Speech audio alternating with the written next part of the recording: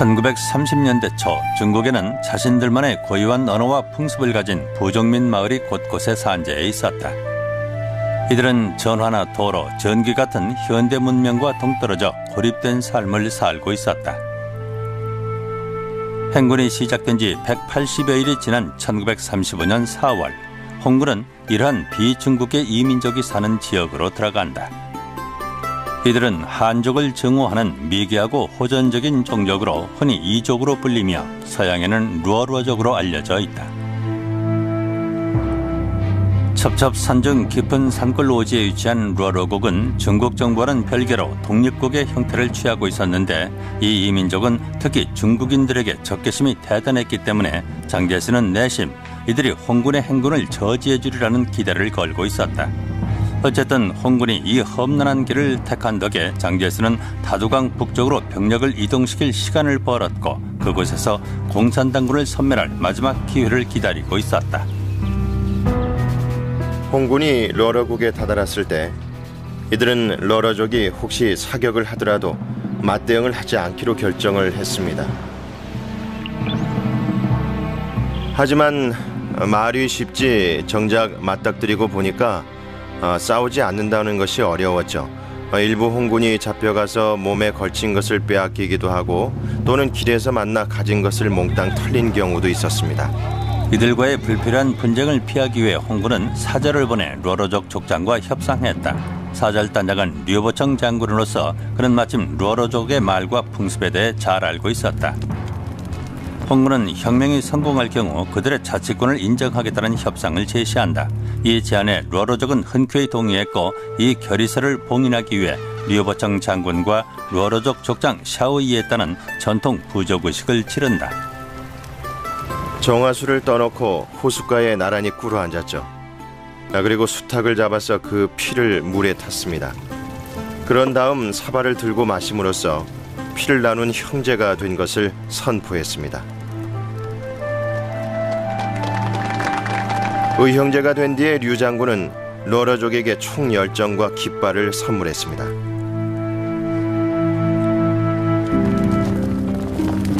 그리고 나서 주변 산세에 익숙한 루어로족은 앞장서 홍군을 안내해 국민당군의 추격을 피할 수 있도록 도와준다. 이렇게 해서 홍군의 선발부대는 다두강에 무사히 도착할 수 있었다. 반면 장제스는 이미 다두강 건너편에 병력을 주둔시켜놓고 있었다. 강 건너 지점을 사수하고 있기만 하면은 공산당군을 섬멸하는 건 시간 문제라고 생각한 장제스는 이미 병력을 집결시켜놓고 있었습니다. 전투에 유리한 고지를 선점하고 홍군이 나타나기만을 기다리고 있었던 겁니다. 1935년 5월 25일 홍군은 안춘창이라는 작은 도시를 점령했다. 보다 중요한 것은 국민당군의 손길을 용케 피한 배 한 척을 찾아낸 것이다. 그 후 사흘간 홍군은 배를 쉴 새 없이 운항했지만 워낙 강물살이 거센 데다 국민당군 주력부대의 추격이 가까워오기 때문에 상황은 몹시 긴박했다. 전 부대가 배 한 척으로 강을 건넌다는 것은 역부족이었다. 강둑에서 마오쩌둥과 지휘부는 긴급 작전 회의를 연다. 일부 사학자들의 이의가 있긴 하지만 바로 이때 훗날 전설로 남을 군사작전이 펼쳐진다. 이때 내린 루딩교 도하 결정은 홍군이 대장정 기간 동안 치른 접전 중 백미로 꼽힌다. 마오쩌둥은 다두강가의 깎아지른 협곡사이로 난 좁은 산길로 부대를 돌진하게 했다. 순간 강 건너 국민당군은 홍군이 어디로 전진하고 있는지 깨달았다. 곧 양측은 같은 목표 지점을 두고 다름질친다. 150km 서쪽에 다두강을 건너지르는 작은 다리가 있었다. 1701년에 가설된 이 다리를 이 지역 부족민들은 루딩교라 불렀다. 대장정을 시작한 이래 가장 빠른 속도로 100km가 넘는 거리를 질주했습니다. 거의 밤새도록 쉬지 않고 달렸죠. 양쪽 군대가 동시에 루딩교를 향해 달려가면서 홍군은 다두강 건너편에 교두보를 세우던 국민당군의 총격을 받는다. 1935년 5월 29일 앞장서 가던 홍군 선봉대가 국민당군보다 먼저 다리에 도착했다. 브루클린 다리의 3분의 1에 해당하는 길이 100m, 폭 3m에 이르는 루딩교는 양쪽 강가에서부터 13줄의 쇠사슬이 다두강을 가로지르며 다리를 지탱하고 있다. 이곳에서 거의 저항을 받지 않았다고 주장하는 일부 학자들도 있지만 공산당 측은 당시 이 지역 군벌이 다리를 점령하고 있었다고 기록한다. 국민당 측은 이미 다리에 발판을 깔아놓은 나무 판자를 제거해놓고 기관총과 박격포로 무장하고 기다리고 있었다. 하지만 13줄의 굵은 쇠사슬은 거칠게 소용돌이치는 급물살 위에 떠 있었다. 치열한 총격전이 오간 후 홍군은 다리 한쪽을 확보했다. 홍군은 지방 군벌들이 다리를 끊지 않았다는 점에 놀라워했다. 이 다리는 몇백 년 된 것이었습니다. 그동안 수많은 사람들이 이 다리를 통과했고 주변 국가들도 이 다리를 이용했습니다. 그래서 이 지역 사람들은 다리에 애착이 많았는데 만약 다리를 새로 세우려면 몇 년이 걸릴지 모를 일이기 때문에 이들은 다리를 지켜내려고 한 것이죠. 르딩교를 건너는 것은 자살 행위나 다름없었지만 22명의 결사대는 다리 위로 전진했다. 건너편 강둑에서는 적군의 화기에서 새빨간 불이 뿜어나왔다. 하지만 이들은 절대 굴복하지 않았다.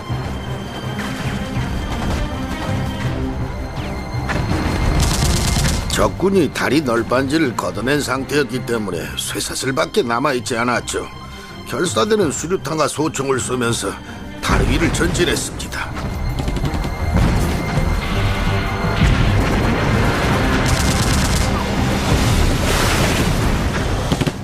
가장 선두에 가던 두세 명이 총에 맞아 쓰러지고 강물 속으로 떨어지기도 했지만 뒤를 따르던 대원들은 쓰러진 동료들을 타고 결사적으로 다리 위를 기어갔습니다. 적군은 우리가 다리를 건너는 것을 저지하려고 기관총과 대포를 쏘아댔습니다. 치열한 전투였습니다. 공산당 측의 주장에 의하면 결사대원 중 한 명이 다리 건너편 적군의 참호 속으로 수류탄을 정확히 투척했고 그 틈을 놓치지 않고 뒤를 따르던 결사대원들 역시 수류탄을 던지며 나무 판자를 다시 깔아 나머지 홍군들의 도하를 도왔다.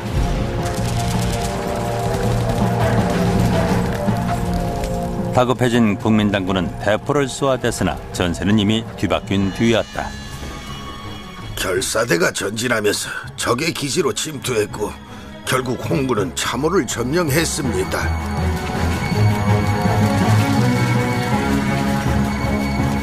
이 격전지를 두고 일부 사학자들은 의문을 제기한다. 얘기가 뒷날 미화됐다는 것이다. 하지만 홍군의 제1방면군이 결사대를 선두로 다두강을 건넜다는 것만은 기정사실이다. 다리에 쇠사슬을 끊지 않고 놔두었던 것이 국민당 측의 치명적인 실수였다. 만약에 다리를 끊어놨더라면 공산당군은 아마 다두강을 건너기 위해서 엄청난 대가를 치렀을 겁니다. 병력의 손실도 컸을 것이고 공산당 주력군의 진로를 완전히 수정했어야 할 겁니다. 다두강 도하는 대장정의 분수령이었습니다. 사상자가 단 3명밖에 없었다는 것은 기적 같은 일이죠. 적군 측에서 보자면은 아주 치명적인 실수였습니다. 하지만 대장정의 길은 여전히 고난의 연속이었다. 홍군은 군사력에서 크게 열세였고 최종 정착지인 쓰촨성의 안전지대로 진입하기까지는 가야 할 길이 멀었다. 이제 홍군은 가장 무시무시한 자연 장애물을 눈앞에 두고 있었는데 세계 최고봉 중의 하나로 손꼽히는 대설산의 만년설 덮인 정상들을 맞닥뜨리게 된다.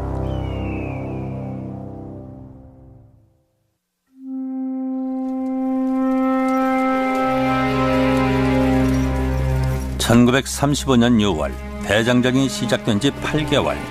그동안 5,000km를 행군한 홍군은 쓰촨성 서부로 진입했다. 장제스는 이들의 다음 목적지에서 기다리고 있었으므로 잠깐 동안은 국민당군의 추격에서 안전했다. 한편 일본군은 중국 북부의 러허성을 점령함에 따라 만주 점령을 전 세계에 공식적으로 선포한다.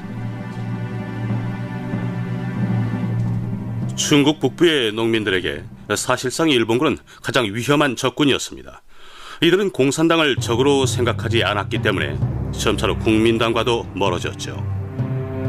북상하면 북상할수록 일본군과 가까워지는 것이었는데 그래서 마오쩌둥과 중앙위원회는 항일 감정을 고조시키고 애국심에 호소하는 정책을 썼습니다. 하지만 애국심만으로 엄청난 자연의 장벽을 극복할 수는 없었다. 홍군의 전방에는 바로 대설산이라는 해발 4,500m의 거대한 산이 버티고 있었던 것이다.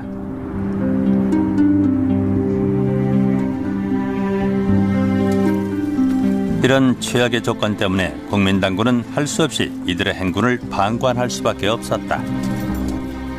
국민당군은 대설산인 추격하지 않았습니다. 추격하기엔 너무나 위험한 곳이었으니까요. 아마도 홍군이 이 산을 넘다가 자연적으로 위기를 맞아 행군을 실패하기를 내심 기대하고 있었을 겁니다. 대설산지대는 경계가 뚜렷한 지역이 아니었지만 뾰족한 봉우리와 높은 고개들이 연속해 있고 너무나 오지라서 지도에도 잘 나와 있지 않은 곳이다. 일부 학자들은 마오쩌둥이 이 대설산을 넘겠다는 선택이 큰 실수였다고 지적한다. 하지만 당시 국민당군을 피하려면 그에겐 다른 선택의 여지가 없었다.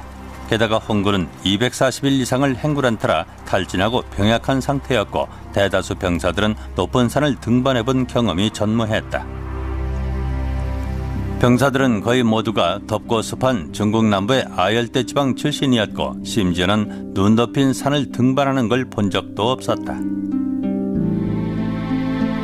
그리고 두꺼운 겉옷도 준비되어 있지 않았고 행군 출발 당시부터 줄곧 입고 있던 무명 군복을 걸치고 있었다. 또한 장화는커녕 임시변통으로 만든 집신을 신고 있는 실정이었다. 높은 고도 또한 치명적인 위험 요소였다. 산소 부족으로 인해 탈진하면 사망으로까지 이어질 수 있었다. 갖은 고생을 한 뒤라 대다수 병사들은 건강 상태가 말이 아니었습니다. 그런데 이제는 산소와 식량 부족까지 겪게 됐죠. 일부 병사들은 더 이상 걸을 기력조차 없어서 산을 오르다 그 자리에서 쓰러져 죽기도 했습니다. 산에서는 취사에 쓸 장작이 항상 부족했다. 장작으로 쓸 나무단까지 짊어지고 가는 것은 무리였다. 식사 배급량은 아침에 220g의 쌀이나 고구마가 전부였고 저녁 식사의 양도 비슷했다. 하지만 실제 배급량은 이에 한참 못 미쳤는데 종대가 여기저기 흩어져 있어 배급에 문제가 있었기 때문이다. 생전 처음 눈을 보는 일부 병사들은 강렬한 태양 반사광에 노출돼 일시적으로 시력을 상실하기도 했다.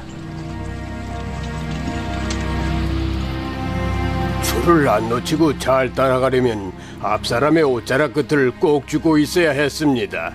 산을 오를 때는 말을 하지 못하게 돼 있었어요.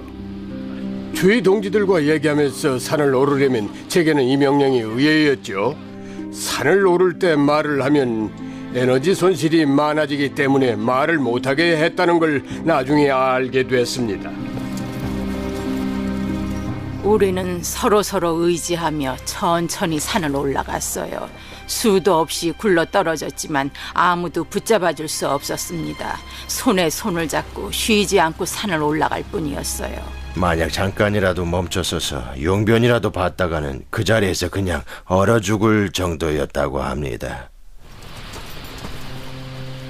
위생병들은 부상자란 낙오자들을 돌보기 위해 종대 맨 후방에서 뒤따르도록 했다.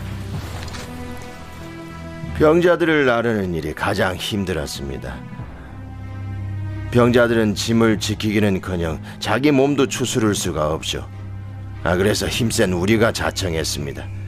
병자들은 뒤처지기 일쑤였는데 그때마다 기다렸다가 데리고 갔죠. 한 명도 버리고 갈 수는 없었습니다. 하산할 때는 대부분 미끄럼을 탔는데 이것은 생각보다 위험한 행동이었다. 병사들 상당수가 절벽 아래로 굴러떨어져 실종됐기 때문이다. 굴러떨어지는 동지들의 비명소리도 안 들릴 정도였습니다.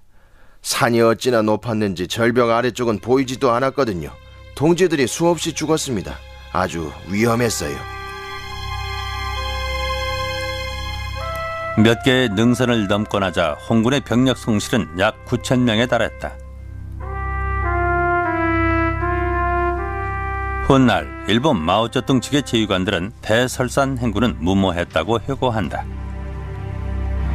1935년 7월 20일 마오쩌둥의 군대는 기진맥진한 채 스촨성 북서쪽 머우공 지역에 도착했다. 그리고 이곳에서 제4방면군과 합류했다. 두 군대를 합쳐놓으니 병력은 거의 10만 명에 달했다. 하지만 이곳에서 시간을 끌 수는 없었다. 국민당군은 시시각각 포위망을 좁혀오고 있었다. 양쪽 군대는 만남을 기뻐하며 환호성을 올렸다. 하지만 표면적으로는 고요했지만 내부에서는 갈등이 빚어지고 있었다. 이즈음 홍군의 제1군은 수많은 손실을 입었습니다. 제4군은 군사와 무기 면에서 마오쩌둥의 제1방면군보다 월등히 앞섰죠. 제4방면군의 지휘권은 마오쩌둥의 오랜 라이벌인 장과타오가 맡고 있었다.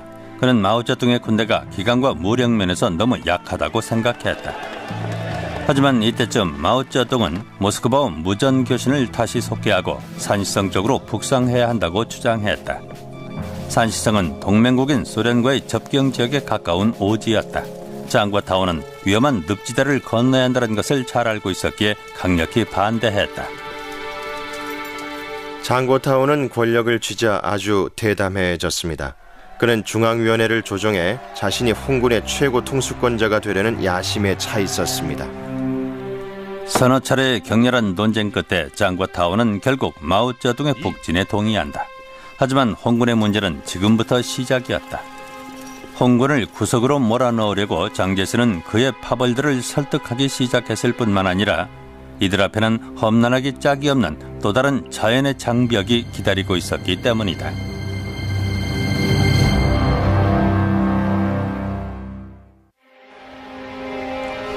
(1935년 8월 21일) 한여름의 자결하는 태양빛 아래서 마오쩌둥과 장과타오의 연합군은 중국 스촨성과 티베트의 경계에 있는 대초원지대로 들어섰다. 행군 300일째, 마오쩌둥의 군대는 대장정의 거의 막바지에 도달해 있었다. 산시성에 있는 새로운 목적지로 가는 빠르고 쉬운 길이 있었지만 이들은 적군의 점령지를 피해가기로 했다. 다시 한번 국민당군의 추격망이 좁혀오자 마오쩌둥은 일단 전진 명령을 내린다. 대초원지대는 첫눈에는 청정지대처럼 보였지만 사실은 불모지였다. 눈앞에 끝없는 습지대가 펼쳐져 있었습니다. 나무 한 그루 없이 온통 사방에 풀밖에 없었죠. 비행기를 타고 미국 남서부 사막지대를 통과하고 있다고 한번 상상해 보십시오. 가도 가도 끝없는 넓은 벌판에 나무도 없고 사냥거리도 없고 소수 유목민 말고는 아무도 살지 않는 곳이죠. 군대가 진격해온다는 소문에 이 지역 유목민들은 식량과 가축들을 챙겨 떠나버리고 없었다. 짐을 많이 가져갈 수가 없어서 많이 버렸습니다. 되도록 간단히 꾸렸죠. 식량과 옷까지만 좀 챙겼는데 식량은 겨우 8일치였습니다. 식량보다 더 큰 문제는 날씨였다. 연이어 비가 내려 땅은 거대한 수렁으로 변했다. 대초원지대에서의 문제점은 배수로가 없다는 것입니다. 그래서 비만 좀 왔다 하면 바로 땅이 침수되죠. 비가 오지 않더라도 행군하기가 힘든 곳인데 비까지 계속 내려 전 지대가 모두 습지가 돼버렸습니다. 이때가 최악의 시련이었다. 체온을 뒤덮은 꽃들 아래에는 늪이 숨어 있어 사람이나 동물을 순식간에 삼켜버리는 곳이었다. 연락병이 말을 타고 오다가 순식간에 늪에 빠져 헤어나오지를 못하고 더 깊이 빨려 들어갔어요. 그러더니 결국엔 자취를 감춰버리고 말았죠.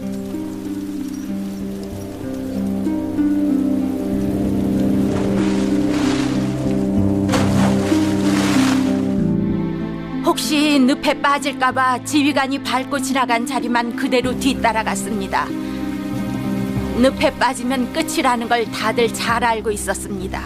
한 번은 병사 한 명이 지휘관의 명령을 무시하다가 늪에 빠졌죠.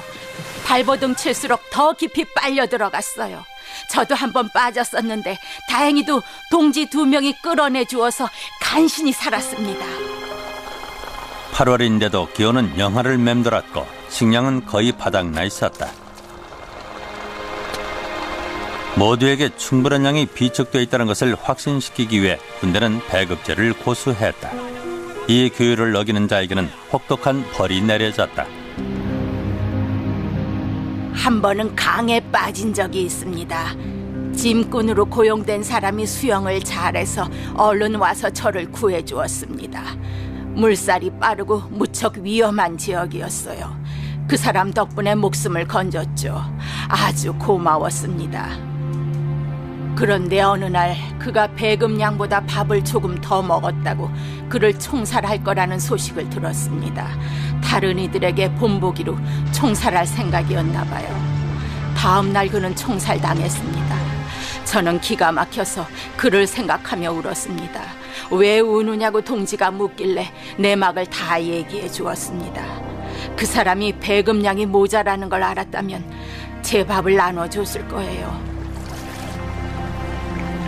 식량이 바닥나자 우리는 잡초, 나뭇잎, 나무 뿌리는 물론이고 하다못해 가죽 허리띠까지 끓여 먹었습니다. 그 당시 홍군이 대초원지대에서 겪은 고생은 이루 다 말할 수 없을 정도입니다. 양가죽도 벗겨 먹었습니다.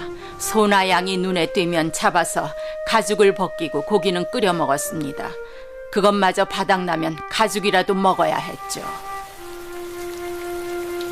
누군가 희생을 당하면 저도 희생당한 거나 마찬가지였습니다. 말이 안 나올 정도로 울었죠. 우리는 개뼈다귀나 사람 뼈도 갈아서 국을 만들어 먹었습니다. 말의 소변도 맛은 괜찮았어요. 살기 위해서 물에다 소금을 타서 마셨습니다. 풀도 뜯어먹고 벌레도 잡아먹었어요. 초원지대 횡단 마지막에 가서는 몸이 너무 쇠약해져서 주위 사람도 알아볼 수 없을 정도가 됐죠.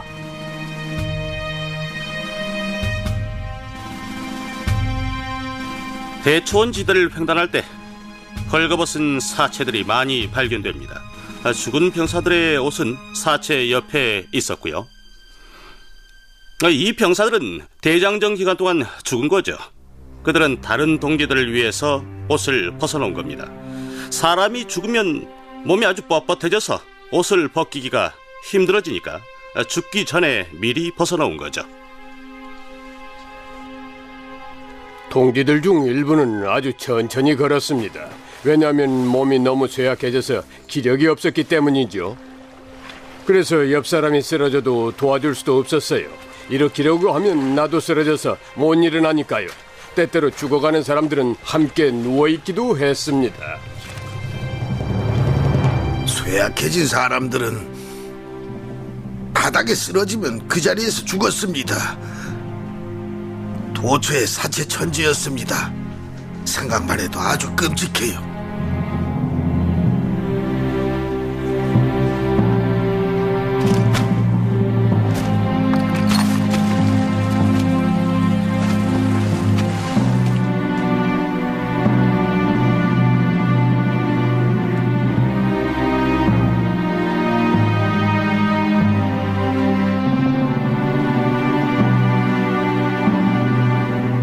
그때 동지들이 수도 없이 많이 죽었습니다. 눈에 눈물이 고인 채로 죽은 걸 봤습니다. 최선을 다했지만 이미 죽은 그들을 구할 수는 없었습니다.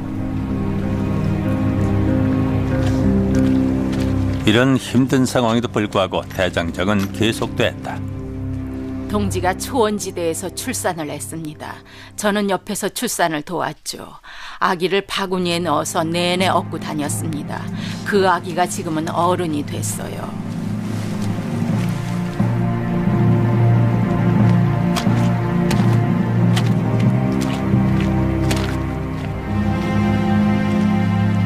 대설산에서보다 대초원에서 사상자가 더 많이 발생했다.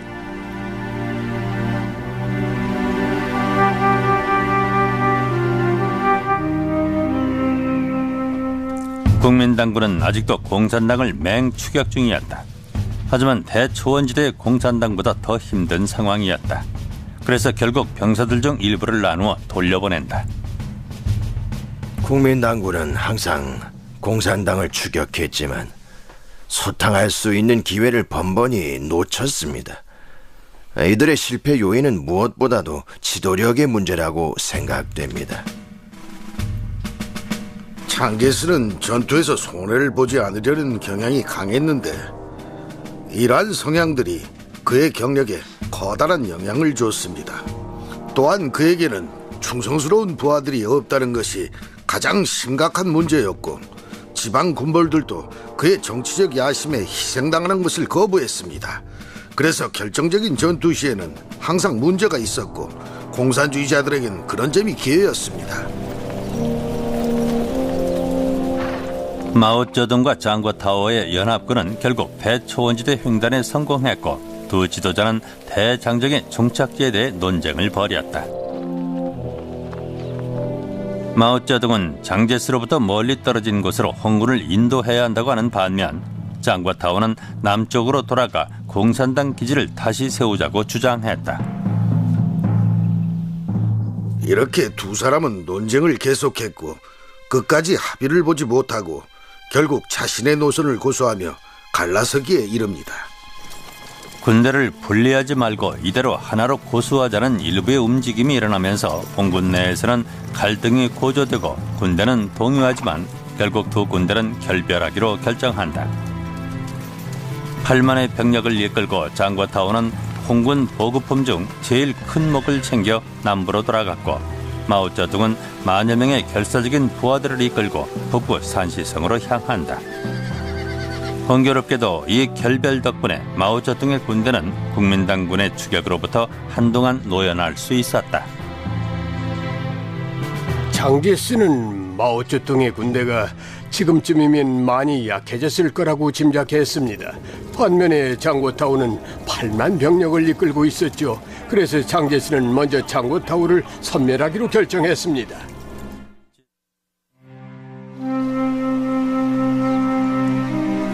(1935년 9월) 홍군은 그들의 목적지인 산시성의 남부 간수성 접경 지역에 도착한다. 이들은 이곳에서 마지막 장애물에 맞닥뜨리는데 바로 라츠커우 고개였다.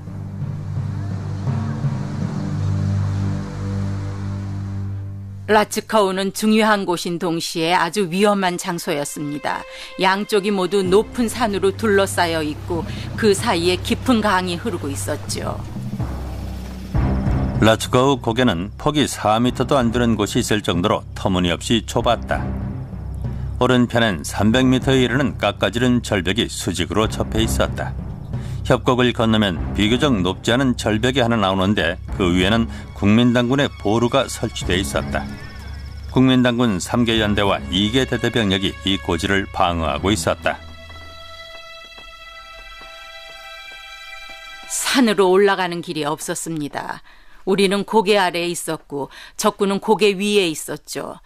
상황은 아주 위험했습니다. 국민당군은 대규모로 집결해 있었어요. 강을 건너는 유일한 방법은 그들을 이기는 것뿐이었습니다. 9월 15일 마오쩌둥은 다음과 같은 명령을 하달한다. 우리는 라츠커우 고개를 빼앗아야 한다. 이곳을 뚫지 못하면 다시 대초원으로 돌아가야 한다. 습지에서 고생했던 홍군에게 이곳은 마지막 보루였다. 하지만 철야 공격은 수많은 부상자만 발생시키고 실패로 끝나고 만다. 동지들이 많이 죽어나가니까 겁이 덜컥 났습니다. 그런 광경은 여태 본 적이 없었거든요.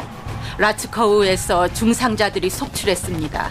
우리는 부상자들을 찾아 치료해야 했습니다.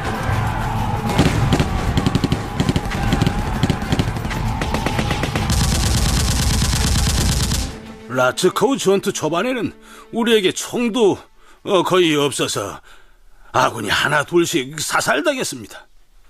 지휘관들의 전진 명령에 따라 가파른 절벽을 오르는 것도 힘들었습니다. 동지들 중 많은 수가 강물에 빠져 죽었습니다. 마오쩌둥은 직접적인 공격을 중지하라고 명령했다. 그리고 산을 잘 타는 병사들에게 새로운 작전을 지시했다. 포로들은 국민당 측의 증원군이 오고 있다고 털어놓았다. 거의 포기할 즈음 어둠 속에서 빗발치듯 포성이 들렸다. 어렵게 절벽을 타고 올라간 홍군 결사대가 산 정상에 올라 국민당군 쪽으로 수류탄을 던진 것이다.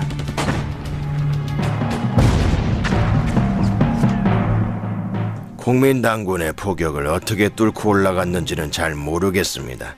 하지만 이 일은 확실히 놀라운 승리입니다. 마오쩌둥은 기대 이상으로 야간 전술에 뛰어났습니다. 그래도 국민당군은 후퇴하지 않았다. 결국 홍군 결사대의 한 지원자가 폭탄을 몸에 두르고 국민당군 진지로 투신했다. 국민당군 병사들은 살기 위해 달아났다. 홍군은 대초원지대로 돌아가지 않아도 됐다.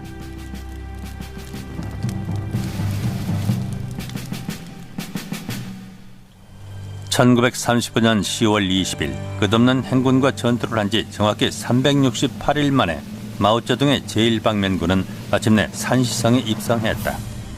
대장정은 일단 막을 내렸다. 그때 무척이나 기뻤습니다. 우리 군대는 전진하고 적은 후퇴했죠. 적에겐 우리처럼 산을 오르거나 초원지대를 횡단할 능력도 없었습니다. 제1군 선발대는 산시성에서 이 지역에 먼저 와 공산주의의 기지를 세우고 있던 다른 홍군과 합류했다. 이곳의 황량한 지형은 홍군에게 오히려 도움이 됐다. 고원인데다 분할되어 있어 방어하기에 좋습니다. 그곳에는 농작물이라고는 별로 없었습니다. 농사를 짓기에 적당한 곳은 아니었죠. 그래서 이들은 자신들을 위해 어엿한 작은 기지를 세웠습니다. 대장정을 시작할 당시에 8만 7천여 명 중에서 산시성까지 온 사람은 6천여 명밖에 안 됐다. 대장정 기간 동안 동지들이 수없이 죽었습니다. 수많은 동지들이 희생당했습니다. 마오쩌둥 주석은 이렇게 말했습니다. 비록 전력면에서 우리가 약하다 하더라도 더 강해질 것이다. 먼저 죽은 사람들은 우리의 척추이다. 3만여 명의 홍군이 이미 산시성에 있었고 마오쩌둥군의 생존자들도 신병 모집에 나섰다. 이들은 곧 점차적으로 끝없는 중국 제어에 나설 것이다. 비록 대장정이 군사적으로는 실패였지만 공산주의자들은 이것을 궁극적인 정치적인 승리라고 평가한다. 행군 기간 동안 이들은 수백만의 인구가 사는 성들을 통과하면서 수많은 민중들의 지지를 받았다. 어떤 면으로 이것은 1만 킬로미터의 무장 선전 여행이기도 합니다.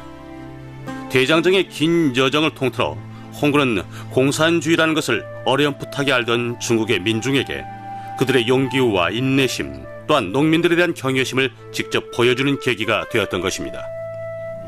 마오쩌둥은 대장정을 통해 더 이상 일개 지역 인사가 아닌 국민 지도자라는 추앙을 받게 됐다. 이제 중국 전역에 그의 추종자들이 생겨났다. 마오쩌둥은 사람들과 잘 융화하고 그들의 기분을 잘 맞춰서 편안하게 해줄 줄 알았습니다. 그의 카리스마가 모든 민중들에게 통한 것입니다.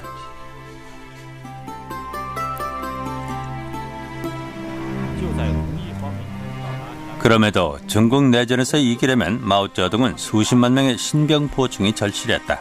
하지만 문제는 어디서 이들을 구할 수 있느냐 하는 것이었다. 제1군이 산시성에 도착한 지 수개월 후 짱구어타오의 제4군은 자신들의 기지로 뿔뿔이 흩어져 가고 있었다. 군대는 국민당과의 전투에서 많은 사상자를 냈다. 3분의 2가 죽었다. 공교롭게도 홍군을 도운 것은 다름 아닌 일본군의 침략이었다. 공산당 선전대원들은 홍군이야말로 일본의 침략자들과 맞서 싸울 중국의 유일한 군대라는 점을 강조하고 다녔다. 이 메시지는 산시성의 지역민들을 선동했다. 마오쩌둥이 주장하는 인민들의 전쟁살에 절대적으로 필요한 건 기지였습니다. 게릴라 전법을 쓰는 군대가 막판에 가서는 전면전을 치를 수 있는 정규군으로 발전하기 위한 유일한 방법은 전진기지를 세우고 그 지역 주민들과 정치적 유대감을 형성한 다음 서서히 키워나가는 것이었죠. 그래서 마오쩌둥은 이러한 요구에 산시성이 여러 면에서 딱 들어맞는 곳이라는 걸 깨달았습니다. 명조 때부터 가난한 산시성 사람들은 가난하고 투쟁적인 것으로 유명했으니까요. 그래서 산시성에 도착한 뒤 홍군의 이름은 사실상 항일군으로 바뀌었습니다. 1937년 장제스는 마오쩌둥의 군대와 대결할 중요한 작전을 준비 중이었는데 항의를 주장하던 그의 부하들은 시안 사건을 일으킨다. 장제스는 공산군에 대한 작전을 모색하고 독촉하기 위해 시안으로 왔습니다. 그런데 그의 부하들이 공산주의자들과 연합전선을 펴서 일본의 침략에 대응하자고 강요한 것입니다. 1937년 마침내 홍군과 국민당군은 일본에 대응해 항일 연합전선을 펴기로 합의가 이루어졌다. 하지만 협정은 쉽지 않았다. 1945년 일본에 대한 연합전선이 끝났을 때 잠재해 있던 갈등은 내전으로 폭발하게 된다. 이때까지 홍군은 100만 명 이상의 군사를 보유했다. 19곳에 기지를 세우고 중국 북부 평야지대에 걸쳐 1억 명의 인구를 통솔했다. 하지만 서구 세력 또한 장제스에게 막대한 군사적 원조를 아끼지 않았다. 공산주의자들의 입장에서 대장정은 아직 끝난 것이 아니었다.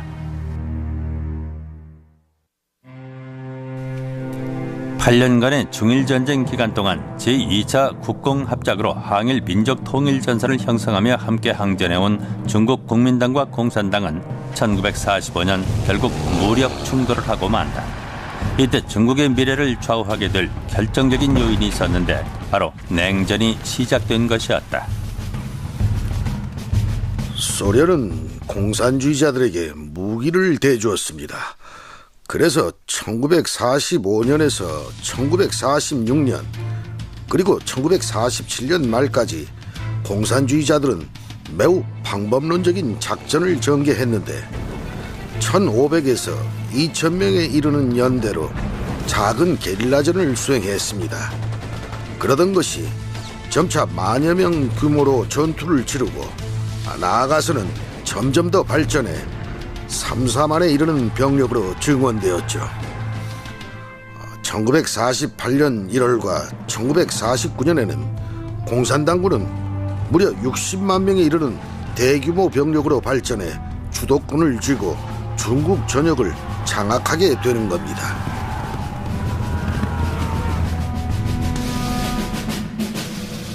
국민당군에게 패배는 충격이었지만 이것은 당연한 결과였다. 주 원인은 일본의 침략이었습니다.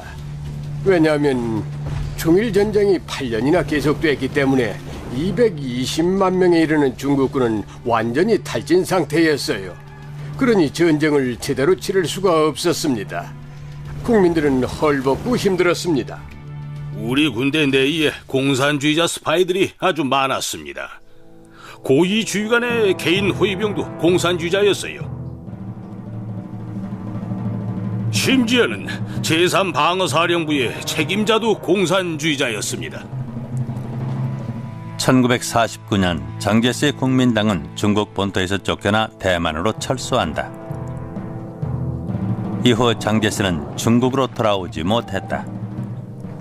그해 10월 1일 마오쩌둥은 천안문 광장에서 중국의 공산화를 공식적으로 선포한다. 전양인민전화 인태입니다.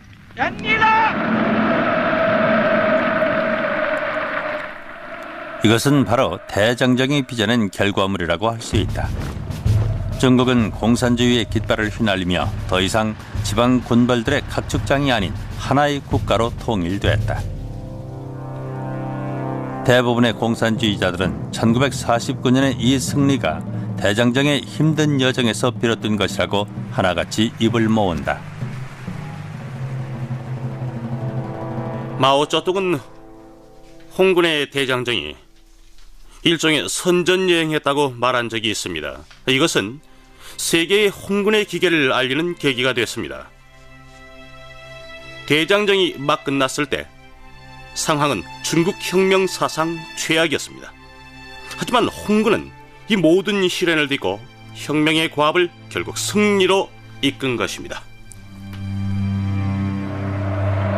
사생결단을 각오한 마오쩌둥의 핵심군 6천 명이 인구 5억의 땅덩어리를 장악했다는 사실에는 국민당 측도 반론을 제기하지 않는다.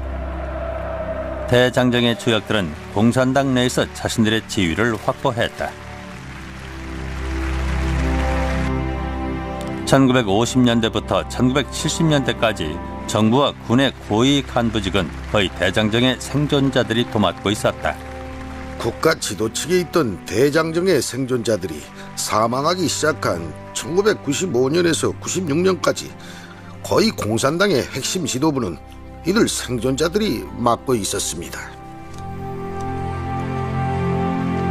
이들 중 극소수는 아직도 생존에 존경심을 한몸에 받으며 특별 대우를 받고 있다. 그래도 모든 생존자들 중 가장 독보적인 존재는 마오쩌둥이다.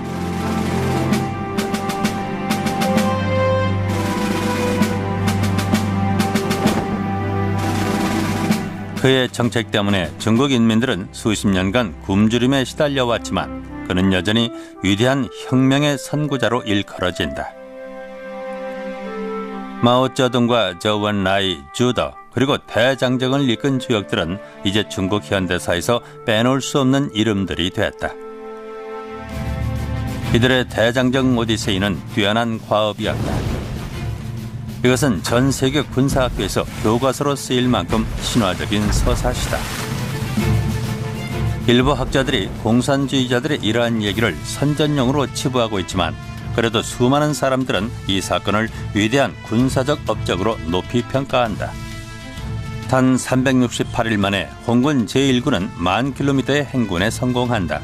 이것은 뉴욕과 샌프란시스코를 왕복할 수 있는 거리다.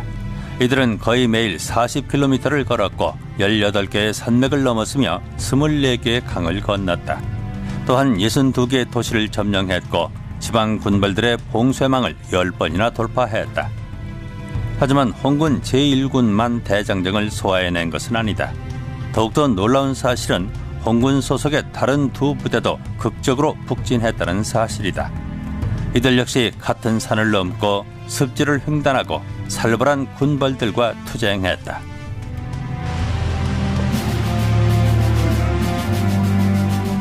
중국 대장정은 역사상 가장 극적인 대규모 군사작전 중의 하나로 봐야 합니다.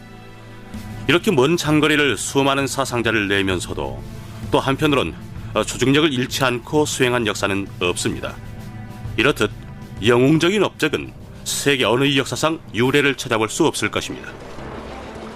10만 명에 가까운 군사가 1년이라는 단기간 동안 그것도 일체 교통수단도 없이 걸어서 보급품 부족에 허덕이며 험난한 지형을 극복하며 행군할 수 있었다는 것은 실로 기적에 가까운 놀라운 군사 업적이라고 생각됩니다. 이 얘기는 미국인 작가 에드가 스노우가 1936년 마오쩌둥의 자서전을 발표하면서 서방 세계에 알려지게 됐다. 중국에서는 스노우의 저서를 반겼으며 이후 대장정은 신화적 과업으로 추앙받게 됐다. 오늘날 이 얘기는 중국의 국가 정체성을 설명하는 자료가 됐다. 대장정은 위대한 신화입니다. 이것은 인간 한계를 극복하고 온갖 시련을 이겨내어 목적을 이룩한 용감한 도전이었죠. 그리고 정치적으로도 공산당 내 지도자들 간에 뛰어난 협력을 보여주는 예가 됐습니다. 마오쩌둥도 대장정이 혁명의 씨앗이 될 거라고 말한 적이 있습니다. 이것이 무럭무럭 자라 이 피나고 꽃이 피어 소학을 하게 된 것이죠. 이제 그의 예언은 현실로 들어맞았습니다. 대장정의 의미는 무척이나 큰 것입니다. 유럽의 이름난 격전지에 관광객들이 몰리는 것처럼 대장정의 명소에도 중국 각지에서 사람들이 몰린다. 각 주요 장소마다 기념비가 우뚝 솟아있다. 여기에는 이 뛰어난 업적을 기리는 조용한 증언이 새겨져 있다.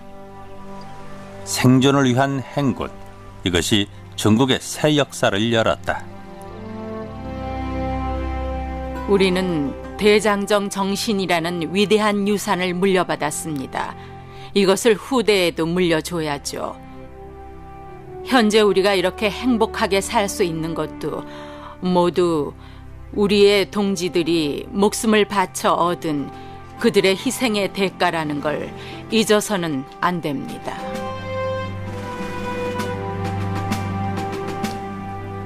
우리는 엄청난 희생을 치렀습니다. 앞서 죽어간 수없이 많은 동지들에게 항상 죄스럽습니다. 몸바쳐 희생한 그들을 항상 잊어서는 안 되고 길이 간직해야 합니다. 대장정 업적이 헛되지 않도록 항상 최선을 다해야 합니다. 그리고 이 정신을 대대손손 전해야 할 것입니다.